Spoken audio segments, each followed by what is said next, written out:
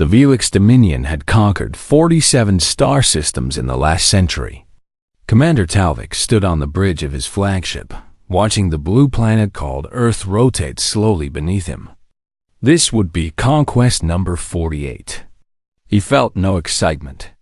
This was routine work. The planet's inhabitants had barely left their own atmosphere. Their weapons were primitive kinetic projectiles and crude explosives. The Velix possessed energy shields, plasma weapons, and combat drones that could calculate 1,000 targeting solutions per second. This would take less than a week. Talvik ordered his diplomatic shuttle to descend. 6 security drones followed in formation. They would land in the capital of one of Earth's larger nations, deliver the integration terms, and demonstrate Velix superiority. Standard procedure. It always worked. The shuttle touched down on a concrete platform in Seoul. Talvik walked down the ramp, his translator device active. He wore his formal command armor, polished and impressive. The security drones hovered around him in a protective formation. A single human waited for him on the platform. She was young, maybe 25 or 26 in Earth years. She wore a dark green flight suit with patches on the shoulders. Her black hair was pulled back in a tight ponytail. She stood relaxed, hands on her sides, watching the Velix delegation with curious eyes. Talvik accessed his database. The human was Lieutenant Ji-woo Park, a pilot in something called the Republic of Korea Space Defense Force. Her file showed combat training and high aptitude scores. She had been chosen to represent her nation. "I am Commander Talvik of the Velix Dominion," he said. His translator converted the words into Korean. "Your species has been selected for integration into the Dominion. You will submit to capability testing. Resistance will result in immediate subjugation." Ji-woo tilted her head slightly. "Is this a fight or a test?" "Both," Talvik replied. He appreciated directness. "You will demonstrate your physical capabilities. Our assessment will determine your species' value to the Dominion. And if I refuse, then we classify your species as hostile and proceed with forced integration." Talvik gestured to the drones. "We have evaluated your military capabilities. You cannot resist effectively." Ji-woo was quiet for a moment. Then she smiled. It was not a friendly expression. "Okay, let's do this properly then." Talvik signaled the nearest combat drone. It was a standard security model, equipped with stun weapons rated to incapacitate most sentient species without permanent damage. The drone's sensors locked onto Ji-woo, calculating the optimal strike point. The stun bolt fired. It was invisible to human eyes, a concentrated pulse of neural disruptor energy traveling at 300 meters per second. Ji-woo moved her head. Just slightly. Just enough. The bolt hit her temple. Direct contact. The drone's sensors confirmed the strike. Ji-woo should have collapsed immediately, her nervous system temporarily overloaded. Instead, she took one step backward. Her balance wavered. She blinked twice, shook her head, and looked at the drone. "Oh, was that your fastest?" Talvik felt something he had not experienced in decades. Confusion. The drone fired again. Ji-woo was already moving. The second bolt missed as she shifted left. The third bolt caught her shoulder. She grunted but kept moving forward. 3 more bolts fired in rapid succession. Ji-woo dodged 2. The third hit her leg. She stumbled but did not fall. She was running now, closing the distance between herself and the drone. 15 meters. 10. The drone attempted to retreat, its programming recognizing an anomalous threat response. Ji-woo jumped. Her leap carried her 3 meters into the air. She grabbed the drone with both hands, her fingers finding purchase on its smooth surface. The drone struggled, trying to shake her off. She twisted. Metal shrieked. With a violent pull, Ji-woo tore the drone's motivator core from its housing. Sparks erupted. The drone fell, dead weight hitting the concrete with a crash. Jiwoo landed on her feet. She dropped the sparking core and dusted off her hands. "So," she said, looking at Talvik. "Was that the test, or do we need to do this properly?" Talvik's security detail activated their personal shields. Combat protocols engaged automatically. The remaining 5 drones surrounded Jiwoo, weapons armed. Talvik raised his hand. "Stand down." The drones hesitated, then complied. Talvik stepped forward, his mind racing. This should not have been possible. Velik's stun weapons were calibrated against biological databases containing 317 sentient species. The neural disruptor should have worked. "How are you still conscious?" he asked. Jiwoo shrugged. "Hurts like hell, if I'm being honest. But I've had worse. Your weapons feel like, I don't know, like getting hit with a taser. Unpleasant, but not enough to put me down." A taser. Talvik accessed the database. A primitive human weapon using electrical current. Comparing power levels, impossible. The Velik stun weapon operated at 50 times. The intensity of a human taser unless human neural systems were remarkably resistant to electrical disruption. Unless human pain tolerance was far higher than expected. Unless this species possessed biological advantages that did not appear in standard scans. "You destroyed military property," Talvik said, stalling for time while his mind worked. "You attacked me without warning," Jiwoo replied. "I defended myself. Where I come from, that's legal." She was not wrong. Technically, the drone had fired first. Talvik had assumed the human would be incapacitated before any actual combat occurred. "I must consult with my superiors," Talvik said finally. "This assessment is incomplete." "Take your time," Jiwoo said.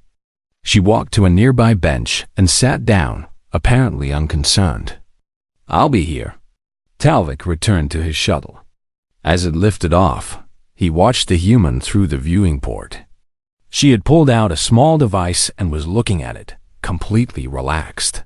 On the bridge of his flagship, Talvik convened an emergency meeting with his assessment team. They reviewed the footage 17 times. The lead scientist kept shaking his head. "This does not match any known biological profile," the scientist said. "The human should be unconscious. At minimum, significant neural disruption should have occurred. Run a full analysis of all available human biological data," Talvik ordered. "I want to know what we are dealing with." 3 hours later, the scientist returned with a report. His expression was troubled. "Commander, humans are unusual. Their muscle tissue is highly adaptable. Their cardiovascular system is overbuilt for their body size. Their pain tolerance appears to be neurologically dampened during stress. And their reaction time, while slower than ours, seems to improve under combat conditions due to an adrenaline response." "Recommendation?" Talvik asked. The scientist hesitated. "Do not proceed with standard integration protocols. These humans are not what we expected. I recommend extensive further testing before any military action." Talvik looked at the planet below. He had conquered 47 systems. This should have been routine. Nothing about this felt routine anymore. He drafted a message to the Dominion Council. Initial contact with humans completed. Standard integration protocols ineffective. Requesting permission for extended assessment period and additional resources. These beings require further study. The response came quickly. Permission granted. Proceed with caution. The Dominion is watching. Talvik allowed himself a rare smile. Caution. Yes, that seemed appropriate on the surface. Jiwoo Park received a call from her commanding officer. "Lieutenant, what the hell just happened up there?" Jiwoo looked at the destroyed drone, still smoking on the platform. "I think," she said slowly, "they just learned we're harder to kill than they thought." The United Nations building in New York had never seen such chaos. Representatives from every nation shouted in different languages. Translators struggled to keep up. The Secretary General banged his gavel repeatedly, but nobody listened. The aliens had returned with a formal challenge. Single combat trials. Human warriors against Velix warriors. 3 matches to assess military capability. Korea's president sat in her office in Seoul, watching the UN session on television. She muted the sound. The shouting gave her a headache. Her military advisor stood beside her desk. "Madam President, the UN will debate this for weeks. We should act now. You want us to accept the challenge alone?" She asked. "Why not? Lieutenant Park already showed them we can fight. Let's show them we can win." The president considered this. Korea had always punched above its weight. Small nation, strong military, fierce pride. Maybe this was their moment. "Call for volunteers," she said. "Military only. Make it clear what they're signing up for." The call went out within the hour. Fight aliens in hand-to-hand combat. Represent humanity. Possible death or serious injury. 300 soldiers volunteered in the first day. Sergeant Minho Choi was among them. He was 32, Special Forces, with a record of successful operations across 3 continents. He had fought terrorists, insurgents, and once wrestled a bear during mountain training. The bear incident was not in his official file. When his commander asked why he volunteered, Minho gave a simple answer. "Someone has to do it. Might as well be me." Corporal Yoonji Kim volunteered next. She was 28, an expert in close-quarters combat with more martial arts trophies than she could count. Her friends called her the Lightning because of her speed. Private Hyun Lee was the 3rd volunteer selected. He was 25, the youngest, but he had scored perfect marks in every physical test the military could devise. He was quiet, methodical, and absolutely fearless.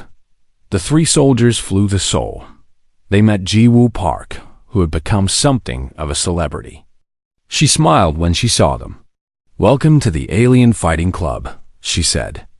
"It's more fun than it looks." The Velix shuttle arrived 2 days later.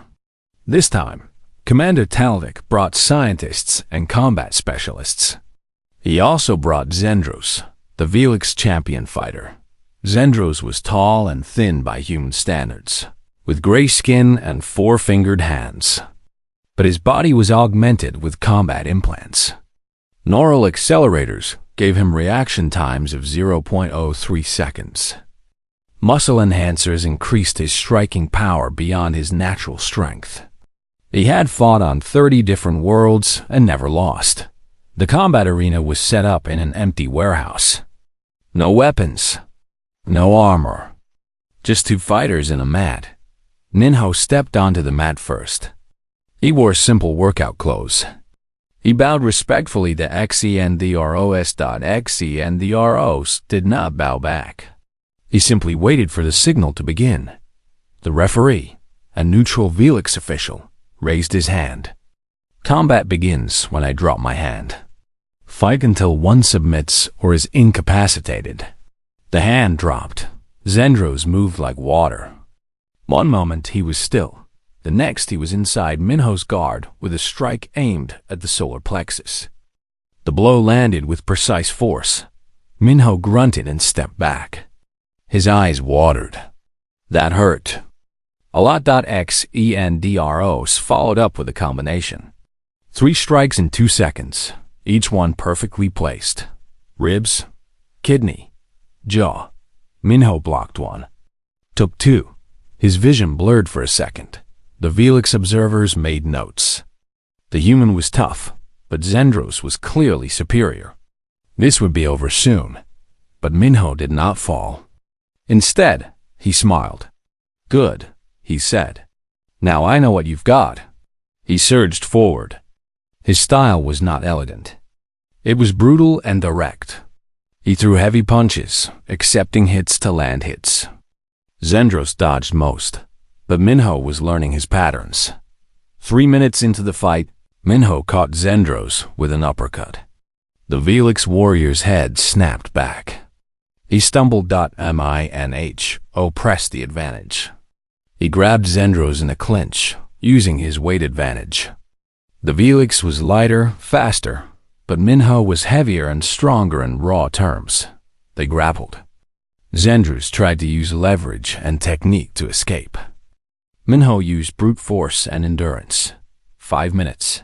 6. Both fighters were breathing hard. 7 minutes.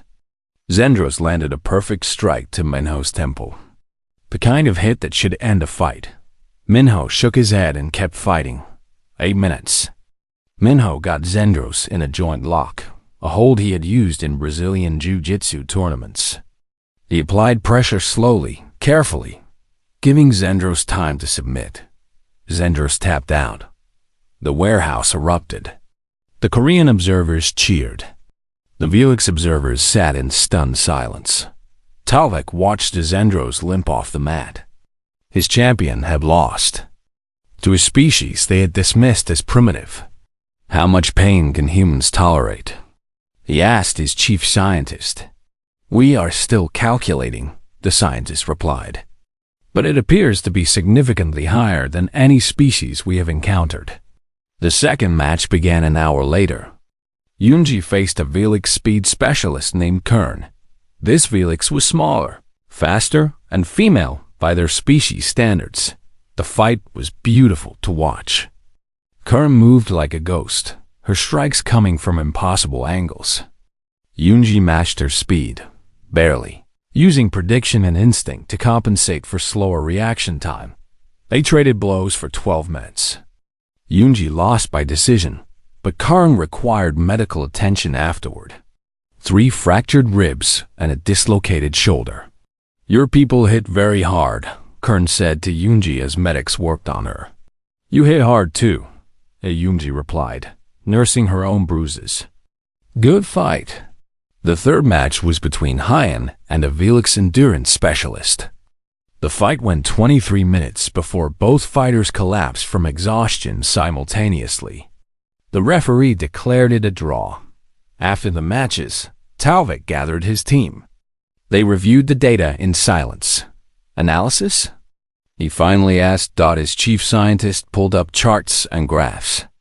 Humans have several biological advantages we did not anticipate. First, their pain tolerance is extreme. They possess neural pathways that suppress pain during combat stress. Second, their endurance is remarkable. They can maintain physical exertion far longer than their muscle efficiency suggests they should. Third, they improve during combat. Their bodies release chemicals that enhance performance under pressure. Weaknesses? Talvik asked. Reaction time is slower than ours. Their technology is primitive. They lack energy weapons and faster than light travel. The scientist paused. But in hand-to-hand combat with no technology involved, they are formidable. Talvik looked at the humans across the warehouse. Minho was helping Zendros with stretches.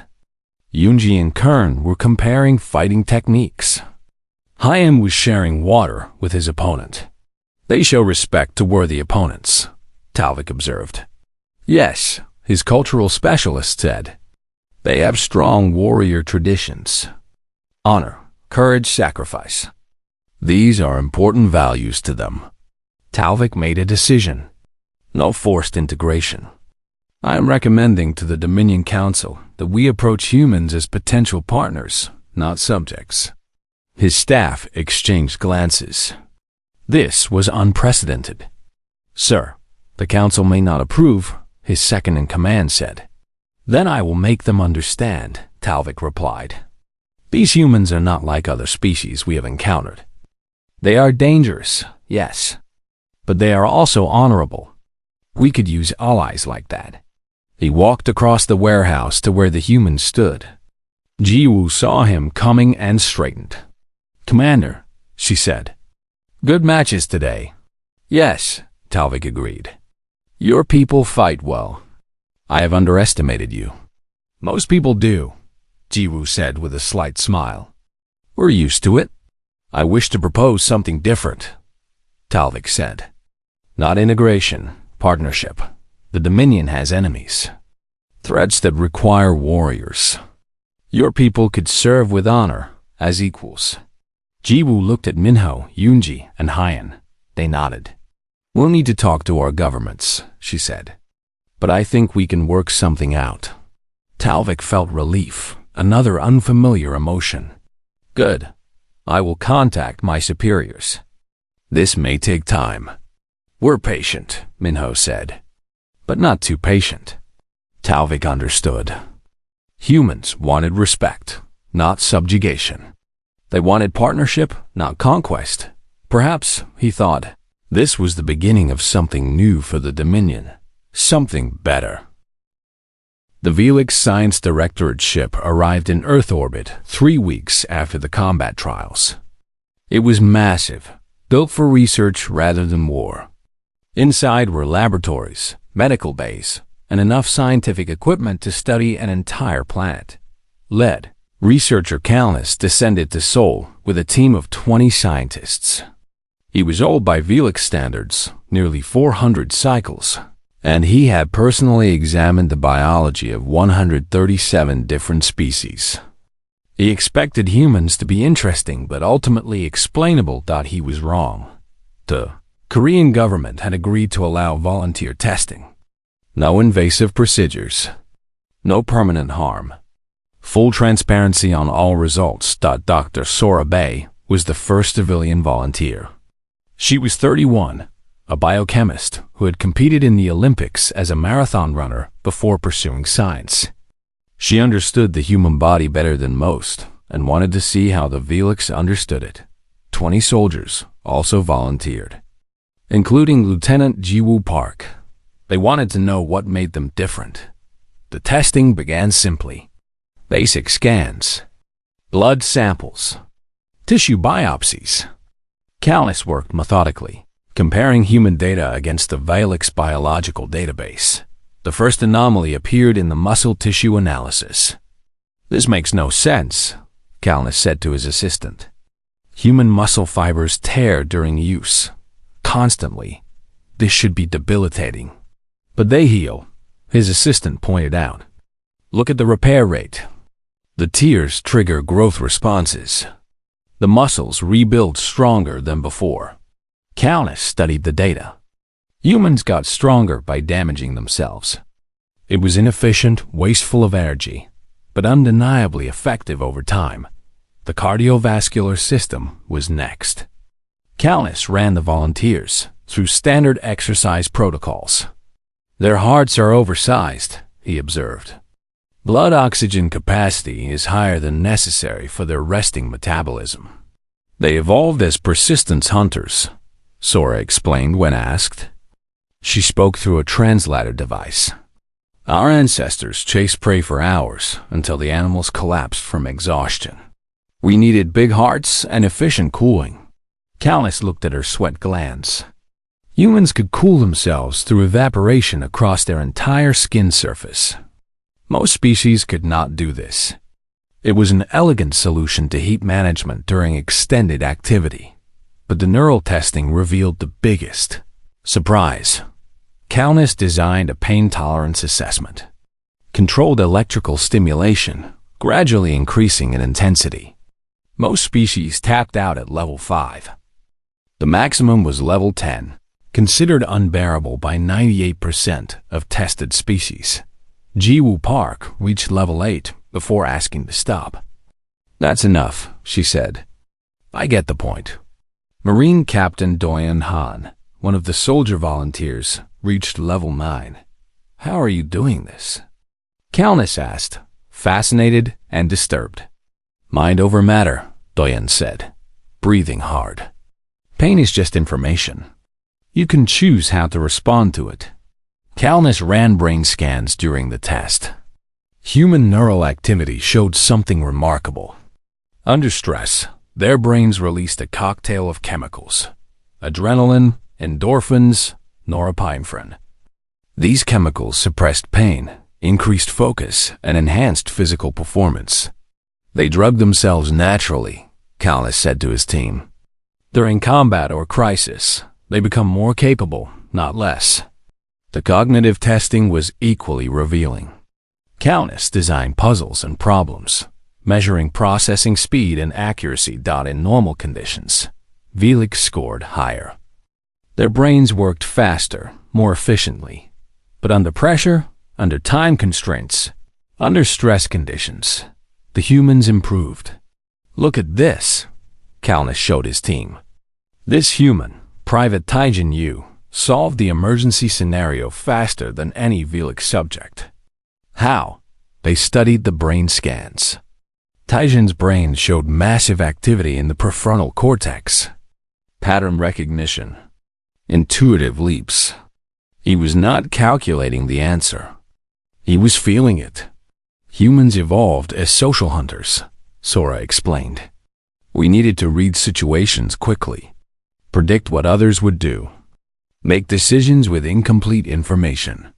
Callis began to understand. Velix were precise, analytical. They calculated optimal solutions. Humans were adaptable, intuitive. They found good enough solutions quickly and adjusted on the fly. Then Callis designed the endurance protocol. It was meant to be the ultimate test. 72 hours of continuous physical and mental stress. Temperature extremes. Oxygen variation. Physical exertion. Cognitive challenges. Sleep deprivation. The Velix record was 18 hours. Most species failed at 12. Sora and Doyen volunteered for the first human trial. They entered the protocol chamber at dawn. The chamber was a large room with treadmills, climbing walls, puzzle stations, and environmental controls. Hour 1 was easy. Moderate temperature, normal oxygen, light exercise. Hour 6 introduced cold. Temperature dropped to freezing.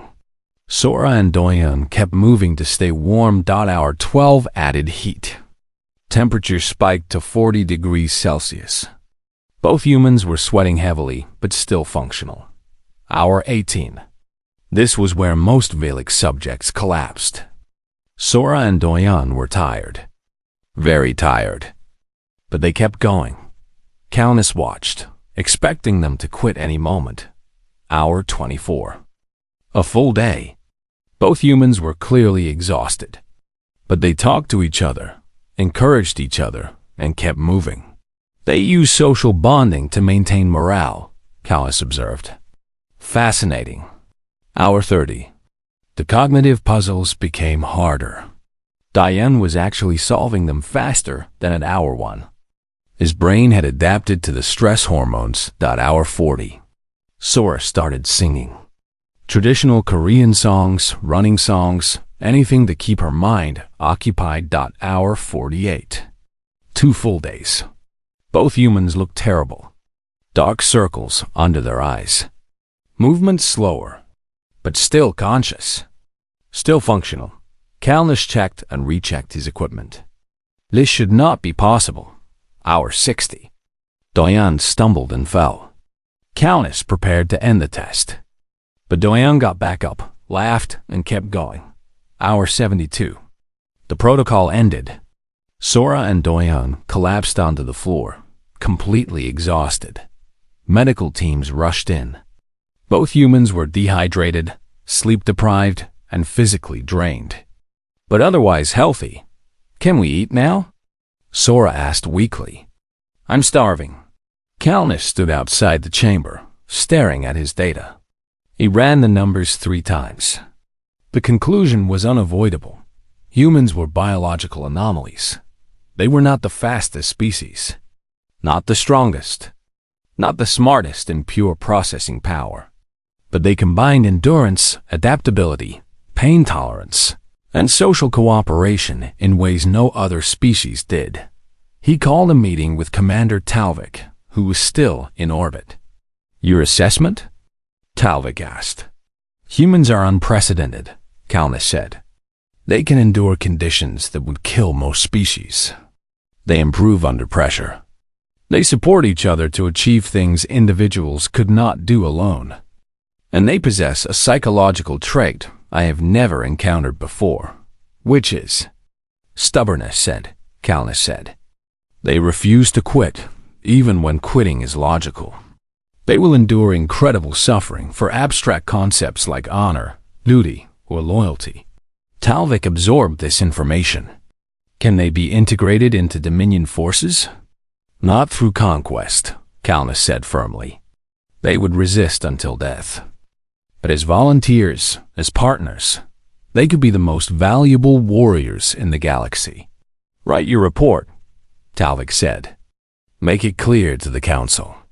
These humans must be treated as equals, or we will make enemies we cannot afford to have. Calnus wrote his report that night. He titled it, Humans, a Biological Analysis of Earth's Apex Predator. The conclusion was simple. Recommend immediate reclassification from integration targets to potential allies. Humans represent a unique combination of physical endurance, mental resilience, and social cohesion. In combat scenarios, they are dangerous. In cooperative scenarios, they are invaluable. The Dominion would benefit greatly from partnership rather than conquest. He sent the report to the Dominion Council on the core worlds. The response took 3 days. Report received. Recommendation approved. Proceed with partnership negotiations. The Velix Dominion extends formal alliance proposal to Earth. Calnus brought the news to Dr. Sorabe, who had recovered from the endurance protocol. Your council wants to be friends? She asked, surprised. Yes, Calnus said, because making you enemies would be foolish. Sora smiled. Smart choice. Outside, in the testing facility courtyard, human volunteers and Velix scientists shared a meal. The Velix had learned to eat Earth food. The humans had tried Velix nutrition paste and declared it terrible but functional. They were not so different after all, Calnus thought. Both species valued knowledge. Both valued strength. Both could respect worthy opponents. Perhaps this partnership would work. The proposal arrived at United Nations headquarters in a formal diplomatic package. The Velix Dominion offered partnership, not conquest. Technology sharing, mutual defense, and a request that seemed strange to many Earth leaders. They wanted humans to serve in joint military operations. They want to use us as soldiers, the Russian ambassador said during the emergency session. This is colonialism with extra steps. Or, the Korean representative said, it is recognition of our strength. The debate lasted for months. Many nations refused. They would not send their people to fight alien wars, but others saw opportunity. Korea, Japan, India, Brazil, South Africa, and surprisingly, Iceland all agreed to participate. Korea's Minister Yemen O proposed a counteroffer during negotiations with Ambassador Velith, the Velix diplomat. We will not be mercenaries, Yemen said firmly, but we will be partners. Create a joint military academy. Train us together. Learn from each other. Equal contribution, equal authority. Velith considered this. She was old, experienced in diplomacy across 50 star systems. She recognized wisdom when she heard it. The Terran Velix Military Academy, she said. On neutral ground. Joint command. Joint curriculum. Agreed, Yemen said. We will provide the location. Jeju Island, Korea. It is beautiful, isolated, and has excellent facilities. Construction began immediately. The Velix provided advanced materials and construction drones. Humans provided design expertise and local knowledge. In 6 months, the academy was complete. It was impressive. Training halls with variable gravity. Simulation rooms that could recreate any environment. Armories filled with both human and Velix weapons. Barracks designed to accommodate both species comfortably. The first class of students arrived on a cold March morning. 50 humans. 50 Velix. Lieutenant Jiwoo Park was there, promoted to captain and assigned as a human instructor. She stood with Commander Talvik, now also an instructor, watching the students gather. Think they will work together? She asked. They must, Talvik replied. The galaxy is dangerous. We need warriors who can fight alongside each other, not just near each other. The student roster was diverse. From the human side, combat veterans like Corporal Hannah Song, a combat engineer known for creative problem-solving. Fresh recruits like Private Taijin Yu, a medic with steady nerves. Pilots, infantry, specialists in everything from communications to demolitions. The Velix students were equally varied. Warriors from different planets. Scientists who wanted field experience. Tacticians who had studied warfare academically but never fought. The first week was chaos. Humans and Velix had different ideas about discipline, different training methods, different concepts of teamwork. The Velix trained individually, each warrior perfecting their own skills. Humans trained in units, emphasizing group coordination. During a combat simulation, the Velix students executed their tactics perfectly. Each one fought efficiently, using optimal positioning and minimal wasted movement. They lost to the human team, who fought messily but supported each other constantly. How did we lose? A Velix student asked afterward. We made no mistakes. You fought as individuals, Hana-song explained. We fought as a team. When one of us got in trouble, others covered. When someone saw an opportunity, we all exploited it. The Velix student considered this inefficient. Multiple warriors focusing on one task. Effective, though, Hana countered. War is not about perfection. It is about winning. The next exercise reversed the scenario. Humans and Velix were mixed into the same teams. Now the cultural clashes became obvious. Velix students wanted to plan everything precisely. Human students wanted to improvise based on developing situations. We need a strategy, a Velix student insisted. We have a strategy, Taijin replied.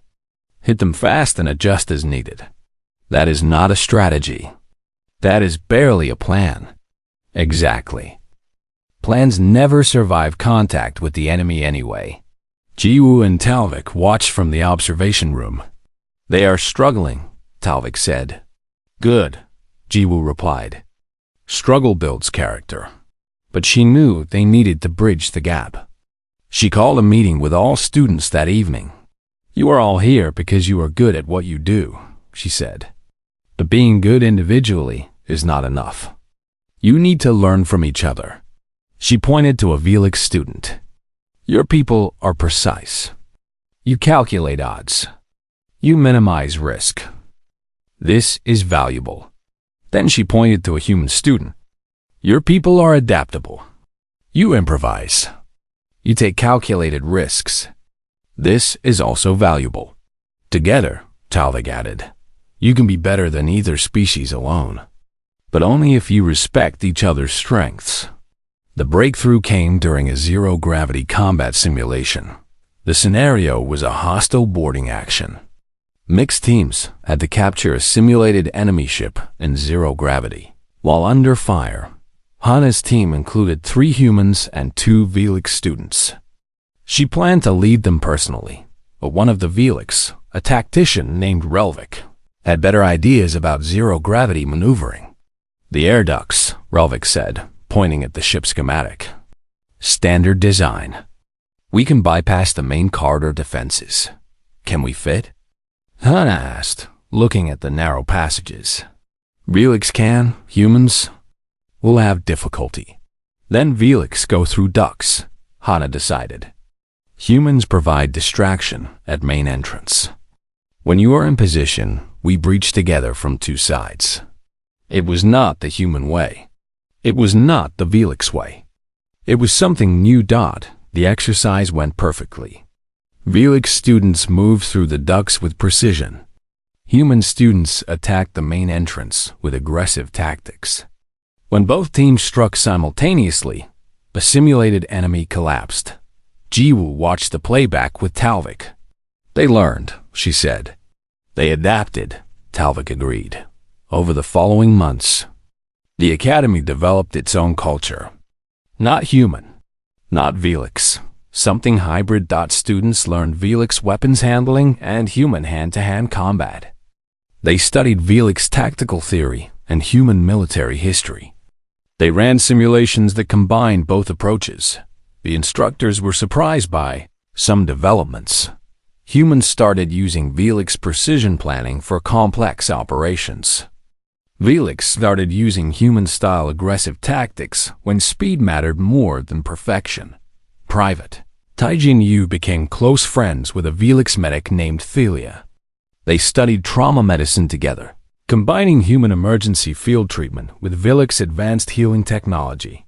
Corporal Hana Song collaborated with Velix engineers to develop new weapons.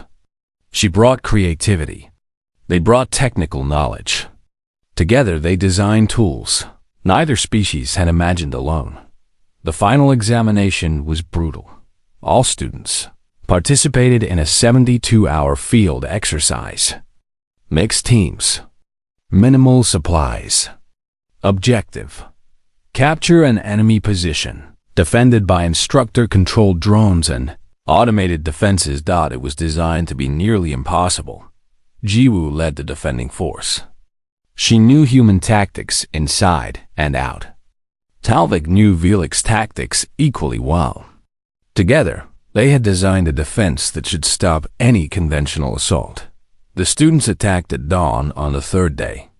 When exhaustion was highest, they used a combination approach that impressed even Jiwoo. Velix students provided precise long-range support. Human students led close-quarters assault. Mixed teams exploited weaknesses the defenders had not anticipated. Hana Song personally breached the command center by crawling through a drainage pipe that should have been too small. She succeeded by dislocating her shoulder, completing the mission, then calmly popping it back into place. "Very human solution," Talvik observed. The students captured the objective with 45 minutes to spare. At the graduation ceremony, Ambassador Velith and Minister Yemen presented certificates to the first graduating class. "You are not just soldiers," Velith said. "You are the future of cooperation between our species. You represent what we can achieve together." Yemen added, "You will face challenges neither species has encountered before, but you will face them together. That makes you stronger than any enemy." Jiwoo stood with her graduating students. She saw humans and Velix talking easily together, sharing jokes, making plans for their first assignments. "We did something good here," she said to Talvik. "Yes," he agreed. "Now we see if it works in real combat."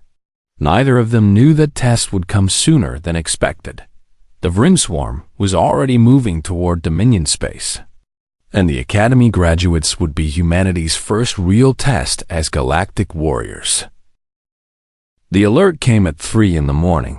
Station time. Captain Jiwoo Park woke instantly, years of military training overriding sleep.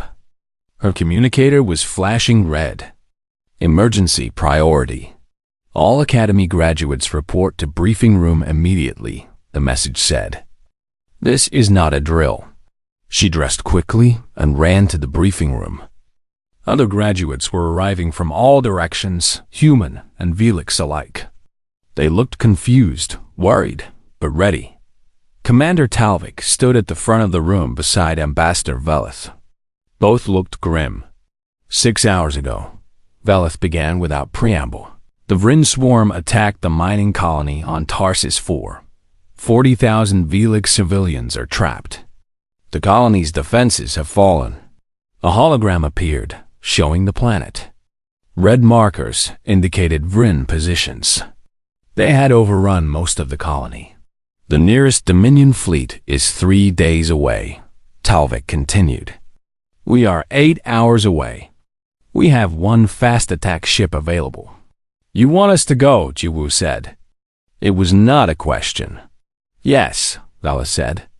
30 human graduates. 50 Velix graduates. It is all we can deploy quickly. The tactical analysis is not favorable. She pulled up the data. The Vren were a hive mind species, silicon-based insectoids that operated in swarms. Individually weak, collectively overwhelming. They numbered in the thousands on Tarsus 4. Standard Velix doctrine recommends withdrawal, Talvik said quietly. Wait for the fleet. The casualties would be unacceptable otherwise. Casualties to us, you mean? Corporal Hannah Song said from the back of the room. What about the civilians?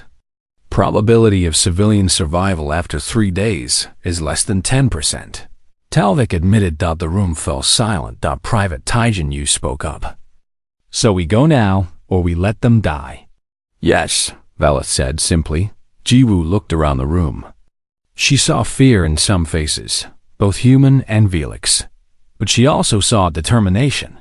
Vote, she said. All who want to go, raise your hand. Every hand went up. Every single one. Then we go, Jiwoo said. Commander Talvik, what's our approach? They boarded the fast attack ship 30 minutes later. The ship was designed for rapid deployment, not comfort. Cramped quarters, minimal amenities, but fast engines and good weapons. During the 8-hour flight they planned, Talvik presented the tactical situation. The Vrin control the surface. The colony has extensive underground tunnels for mining operations. Most civilians have retreated there. How long can they hold? Hannah asked. Unknown. The Vrin are digging. Slowly, but steadily.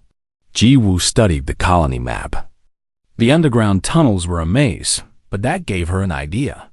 The Vrin have numbers, she said. But tunnels limit how many can fight at once. What if we use that? How? Asked Relvik, one of the Velix graduates. We draw them into the tunnels. Fight them in confined spaces where their numbers matter less.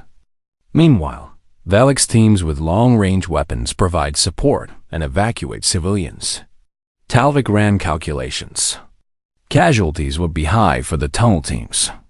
73% probability of casualties, exceeding 50%. Acceptable, Jiwoo said. The Velix students looked shocked. The human students nodded. You would accept those losses? Relvik asked. To save 40,000 civilians? Yes, Jiwoo said firmly. That's what soldiers do. Taijin added quietly. Besides, probability is not destiny. We might beat the odds. They refined the plan during the remaining flight time. Human graduates would form the tunnel assault teams. Velix graduates would provide precision, fire support, and evacuation coordination. Hannah and her team would handle demolitions. She planned to use mining charges from the colony itself to collapse tunnels on Vrin clusters.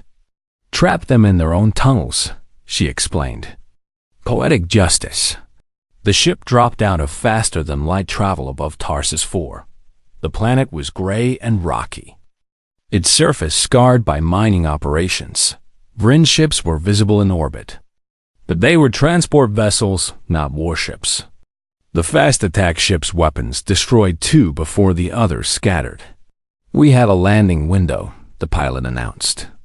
30 seconds before they regroup.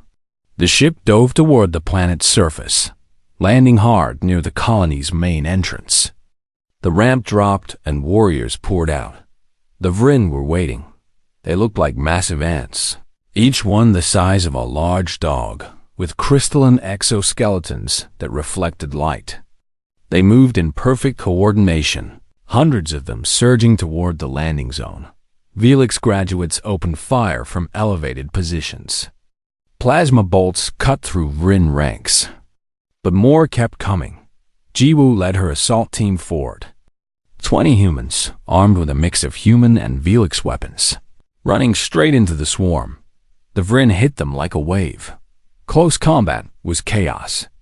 Rin mandibles slashed and grabbed. Human and Velix weapons fired at point-blank range. Jiwoo fought with a plasma rifle until it overheated, then drew a combat knife. "Push through!" she shouted. "Get to the tunnel entrance." They fought meter by meter. Taijin dragged a wounded Velix student to safety while firing his sidearm one-handed. Hannah threw improvised explosives made from mining supplies, clearing paths through the swarm. They reached the tunnel entrance after 10 minutes of brutal fighting. 5 humans wounded, 2 Velix students injured. But they made it? Underground of Rin were less coordinated. The tunnels were narrow, forcing them to attack in smaller groups.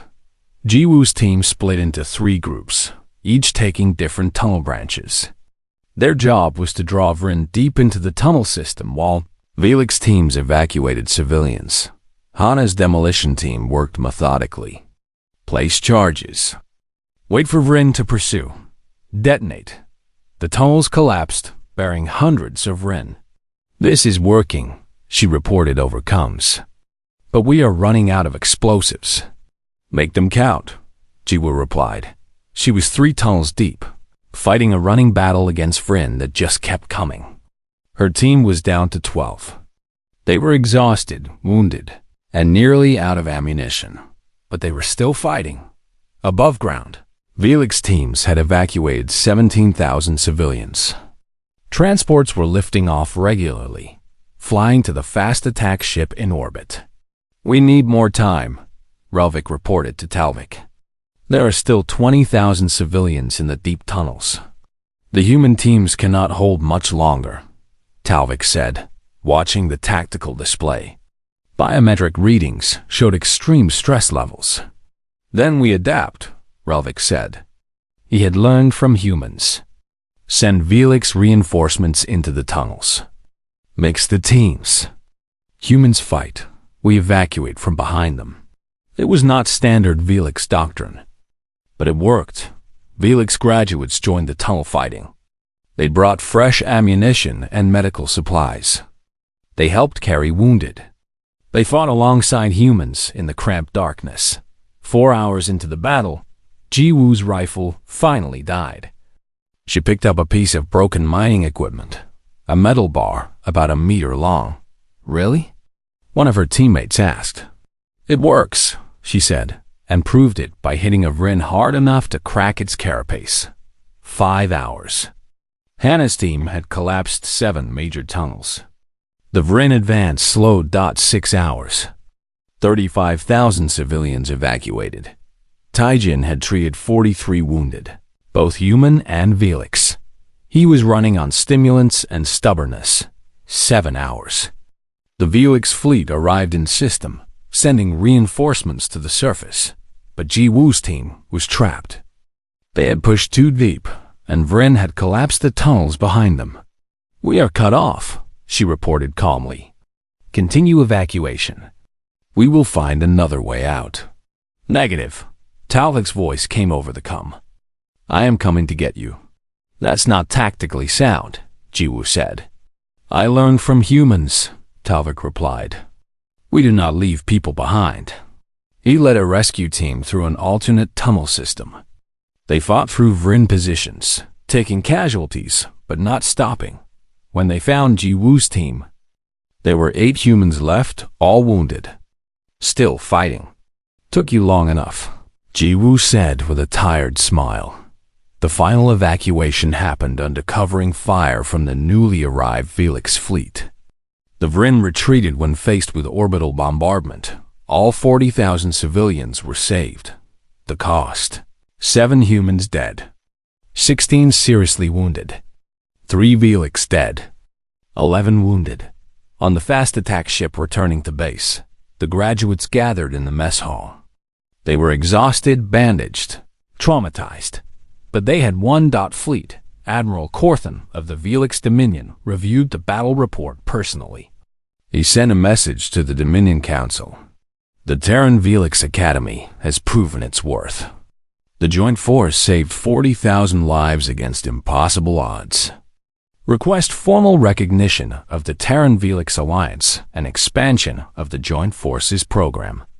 The Council's response came quickly. Approved.